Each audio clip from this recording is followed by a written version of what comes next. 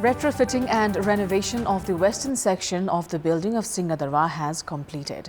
With this, the Prime Minister's office has also been switched to the facility used before 2015 earthquake. Also in this edition of Kantipur News, we have updates about the truce between Israel and Hamas for hostage exchange and ceasefire. Good evening, I'm Sapsanamma. Let's begin with the headlines of the hour. Retrofitting of the Office of the Prime Minister and the Council of Ministers damaged by 2015 earthquake concludes. Premier Dahal to operate from the renovated workstation. More than 2 months required for Melanchi water to reach Kathmandu. Around 120 million rupees expected to be required to repair infrastructure damaged by floods.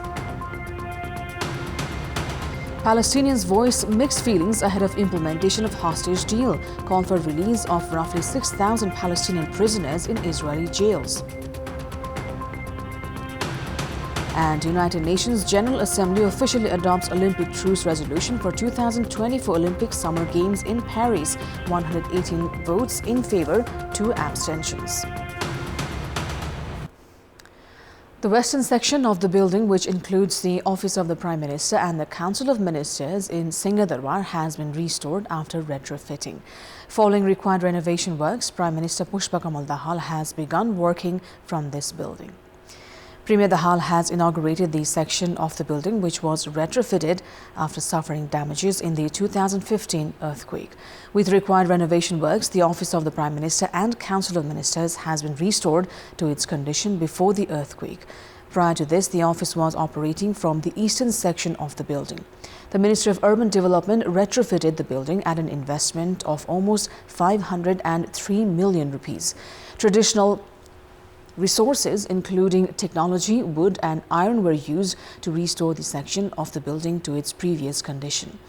The previous design elements of the building have been used as well. After inaugurating this section of the building, Premier Dahal said that works would now be carried out with a new approach. Despite the period of reconstruction set at 2 years, it took around 4.5 years for completion. Following reconstruction, the State Hall and the British Hall will also resume operation. These halls were made and first used by Chandra Samachar, while Prime Ministers before 2015 had also used them. With this, the reconstruction of the main building of Singadarwa has almost completed. The western part of the building of Singadarwa is the only remaining section following the fire 5 decades ago. The fire had completely destroyed the northern, eastern and southern sections, and they were later rebuilt.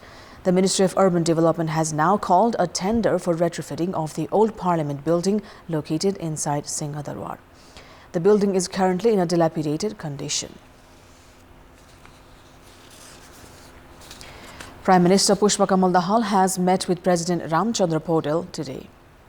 At the meeting held in Sheetal Niwas this morning, the President drew the Premier's attention towards making effective the relief distribution in the Jajarkot earthquake-affected region and the works of victims' rehabilitation. President Paudel's press advisor Kiran Pokhrel informed that the two also dwelt on contemporary issues concerning the country. CPNL chair KP Sharma Oli has said Nepal's non-involvement and non-alignment policy had been under threat. Speaking at the party headquarters in Lalitpur's Chasal, Oli addressed the party's Central Committee meeting and said Nepal's sovereignty had been ignored in the past 2.5 years. He added, since the formation of the Maoist Centre and Nepali Congress coalition government, Nepal's sovereignty had been repeatedly attacked. Oli also said the government had not been able to strengthen bilateral ties with neighbouring nations. The Central Committee meeting of CPNL had been called today to discuss on the party's program from the western Julaghat to eastern Chua Bhanjang later this month.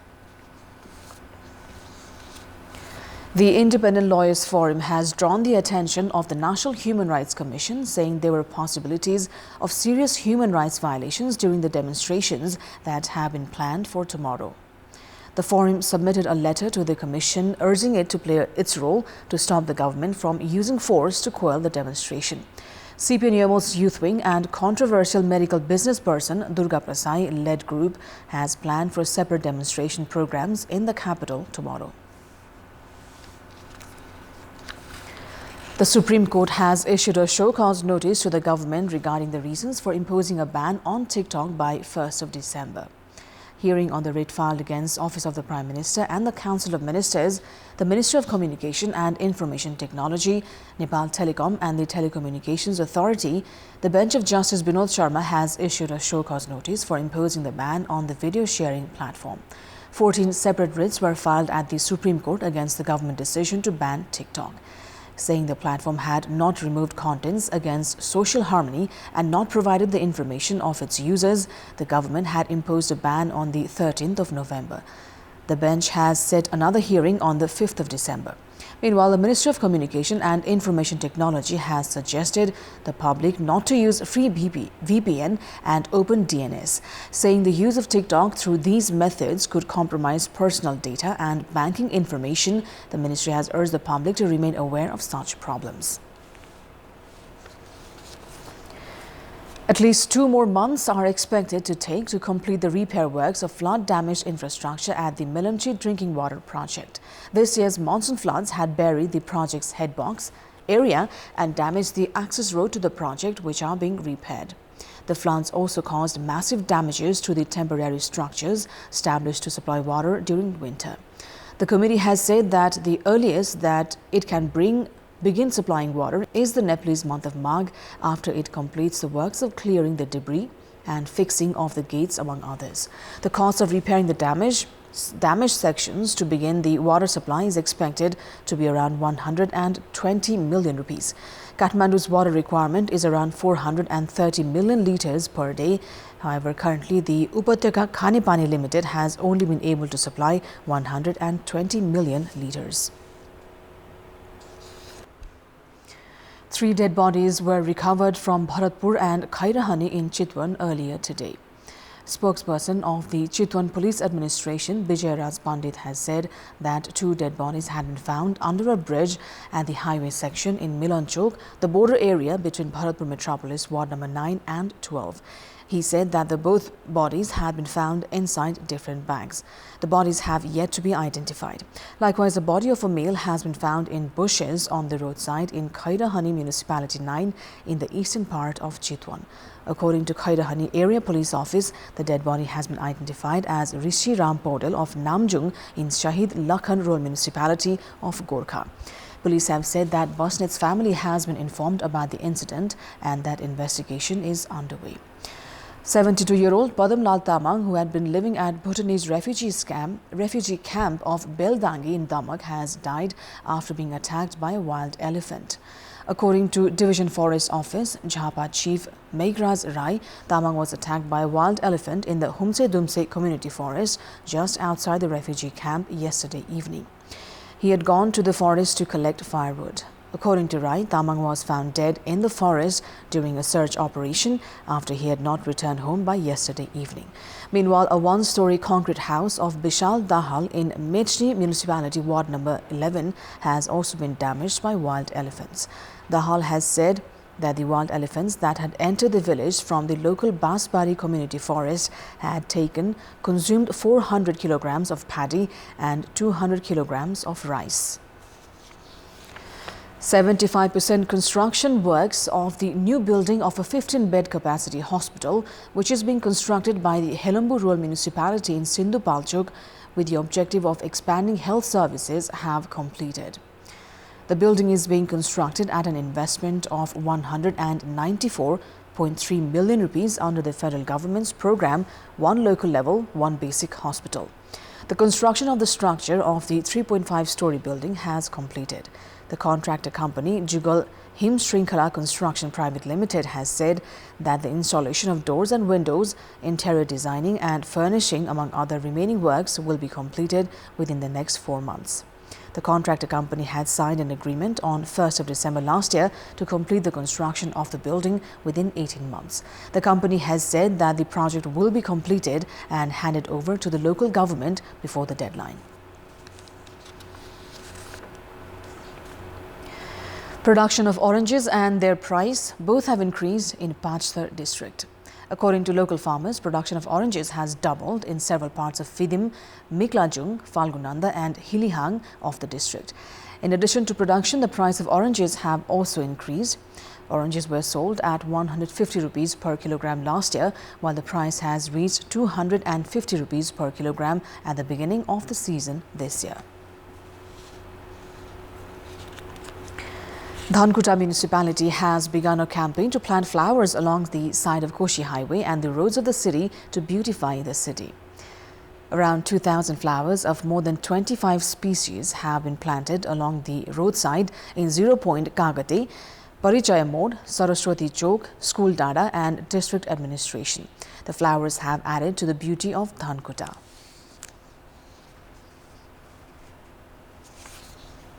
It's time now for our segment Public Pulse, where you text us with your opinion. The question is, what's your take on the failure of Government Investigation Unit to focus on investigation? Your options are A. Incapable leadership, B. Lack of motivation, and C. No support from the government. Voting is on. Type NEWS, select your option A, B or C and send it to 34001 to share your opinion with us. Time now for international update.